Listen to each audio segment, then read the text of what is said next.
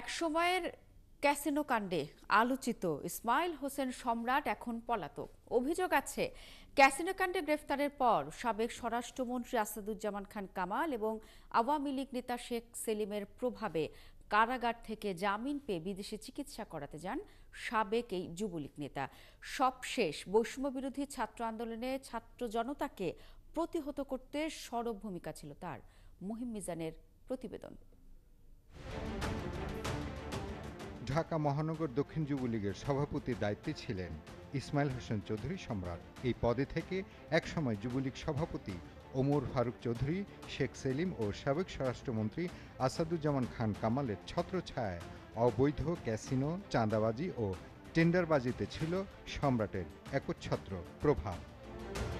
2009 সালে দ্বিতীয়বার আওয়ামী লীগ ক্ষমতায় আসার পর 2012 সালে যুবলীগের চেয়ারম্যান নির্বাচিত ওমর ফারুক চৌধুরী এবং আওয়ামী লীগ নেতা শেখ সেলিমের হাত ধরে সম্রাট যুবলীগের রাজনীতিতে আসেন।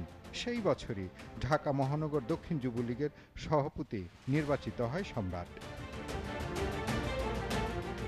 এরপর থেকে রাজউক, সিটি কর্পোরেশন, গণপূর্ত, সচিবালয় সহ সরকারি সব অফিসের টেন্ডার ও চাঁদাবাজিতেও হয়ে ওঠেন একচ্ছত্র নেতা।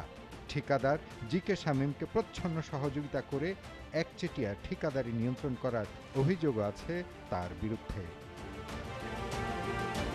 ক্যাসিনো ব্যবসা ছিল সম্রাটের একক নিয়ন্ত্রণ। জুয়ার টাকার একটি অংশ চলে যেত তার ব্যক্তিগত তহবিলে, বাকি সব ওমর ফারুক চৌধুরী, শেখ সেলিম আর সাবেক স্বরাষ্ট্রমন্ত্রী আসাদুজ্জামান খান কামালের কাছে। সিঙ্গাপুর ও মালয়েশিয়ায় ক্যাসিনোতে প্রায় 222 কোটি টাকা পাচার, 2 কোটি 94 লাখ টাকার অবৈধ সম্পদ অর্জন, অবৈধ অস্ত্র ও মাদক রাখার অভিযোগে তার বিরুদ্ধে দুদক, র্যাব ও পুলিশের অপরাধ তদন্ত বিভাগ সর্বমোট 4টি মামলা দায়ের করে।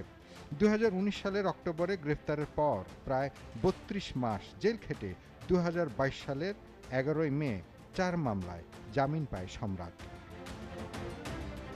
বিএনপি চেয়ারপারসন বেগম খালেদা জিয়ার চিকিৎসার জন্য সরকারি অনুমতি না পেলেও 2023 সালের 1 জুন বিদেশে চিকিৎসার জন্য যাবার অনুমতি পায় সম্রাট। তারপর দুদকের পক্ষ থেকে বিদেশে যাওয়ার অনুমতি বাতিল চাইলেও ভারতে নিজের চিকিৎসা করায় সে। এরপর সম্রাট কিছুটা চাপে থাকলেও নিজের কর্তৃত্ব দেখাতে বৈষম্য বিরোধী ছাত্র আন্দোলনের কর্মসূচির বিরোধিতা করে কাকরাইল এলাকায় বিক্ষোভ মিছিলের চেষ্টা করে সম্রাট। বর্তমানে গা ঢাকা দিয়ে রয়েছেন অপরাধ জগতের একসময়ের আলোচিত এই ব্যক্তি। মুহিম মিজান, 71, ঢাকা।